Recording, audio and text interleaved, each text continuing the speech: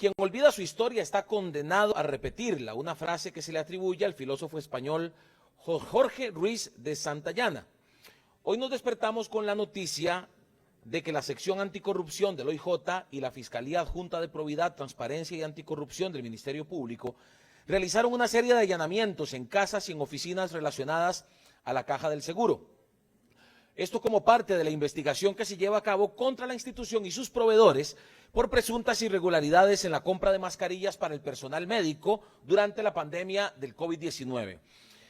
Las autoridades investigan presuntos delitos de tráfico de influencias, influencia contra la hacienda pública y falsedad en la recepción de bienes y servicios. Desde esta curul he denunciado lo que se ha denominado el mascarillazo. Por eso celebro el trabajo de las autoridades. Espero se llegue hasta las últimas consecuencias y se sienten las responsabilidades a quien corresponda. Algunos que siguen defendiendo la pésima gestión del PAC quisieran que ya pasáramos la página y que olvidemos y que dejemos de hablar de ellos. Pero mal haríamos dejando en impunidad todo el daño que le hicieron a los costarricenses. Es indispensable recordar.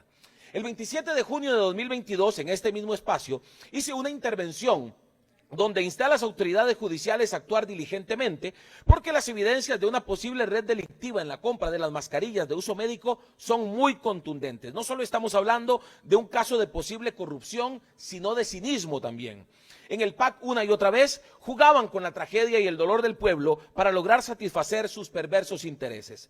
No les importó que los costarricenses sufrían en medio de la pandemia, no les importó el riesgo que corrían los funcionarios de los centros de salud, donde incluso muchos de ellos perdieron la vida en esta batalla.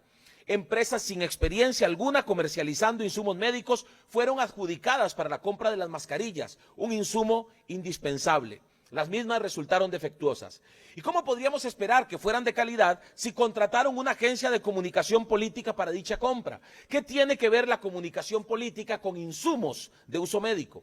Se permitió la participación de oferentes de un mismo grupo económico que anteriormente había incumplido con las contrataciones de compras de insumos para combatir el COVID.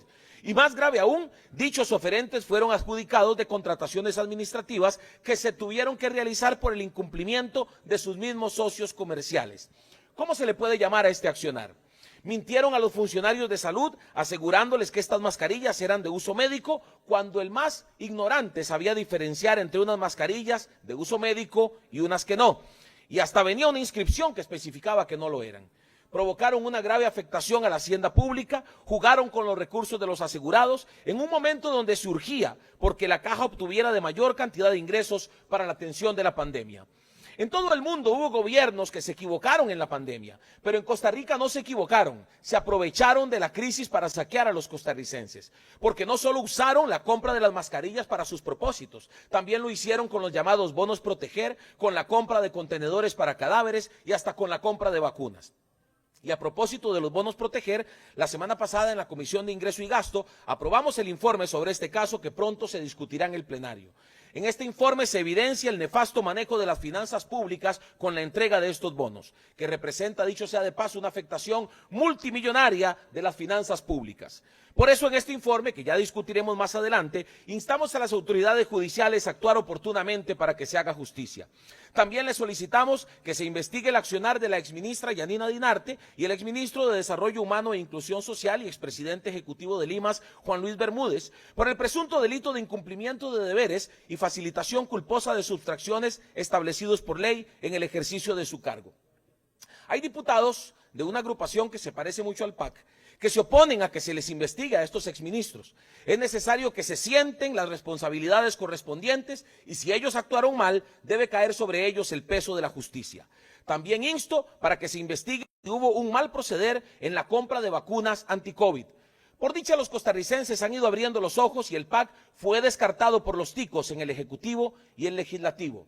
Pero no debemos olvidar estas prácticas nefastas y espero, al igual que los costarricenses, que se haga justicia para que se siente un precedente y nunca más nadie se atreva a jugar con el dolor y con la tragedia del pueblo. Muchas gracias y buenas tardes.